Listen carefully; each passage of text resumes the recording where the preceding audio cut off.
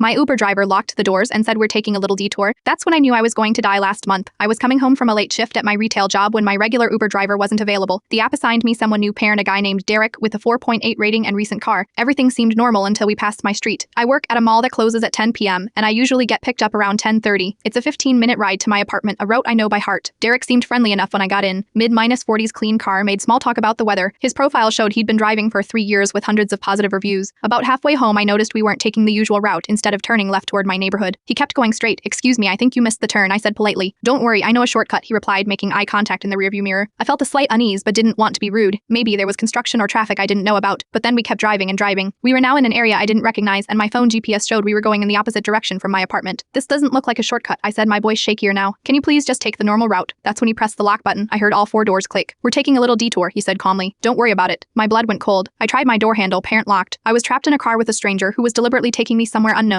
I immediately opened the Uber app to call for help, but he noticed I wouldn't do that if I were you, he said. His voice completely different now, cold, threatening. He turned onto a dark road with no streetlights. No houses, no witnesses. I started calculating my options. Jump out at the next red light, but the doors were locked electrically. Try to grab the steering wheel, too dangerous at this speed. My hands were shaking as I pretended to put my phone away, but I secretly activated the emergency sauce feature that sends your location to emergency contacts. "Where are we going?" I asked, trying to keep my voice steady. "You'll see," he said. He turned into what looked like an industrial area. Empty warehouses, no people around. It was nearly midnight now. That's when I saw the flashing lights in the distance. Derek saw them too. His whole demeanor changed instantly. "Shit," he muttered, making a sharp U-turn. The police car was coming toward us fast. Derek panicked and pulled over immediately. Within seconds, 2 officers were at our windows with flashlights. "Step out of the vehicle, sir," one of them commanded Derek. Turns out my emergencies SOS had worked perfectly. My roommate received my location alert and called 911 immediately. The dispatcher had been tracking my phone and sent the nearest patrol car to intercept us. When they searched Derek's car, they found zip ties, duct tape, and a knife in his trunk. The police told me I was the 4th woman to report a similar incident with him in the past 2 months. He'd been using stolen driver credentials and fake license plates. The real Derek, whose account he was using, had no idea. He was arrested for kidnapping, impersonation, and possession of weapons with intent to harm. During his interrogation, he confessed to planning to rob me initially, but admitted his intentions had evolved during the drive. I don't want to think about what would have happened if my roommate hadn't acted so quickly, or if that police car hadn't been nearby. I never take ride shares alone at night anymore. I always share my trip with someone and check that the license plate matches the app exactly. I learned that criminals can easily create fake driver profiles with stolen photos and information. The scarce part, his rating was legitimate. He'd been driving normally for months, building trust and positive reviews before he started targeting young women on late-night rides. Sometimes the most dangerous people are the ones who seem completely normal until the moment they're not.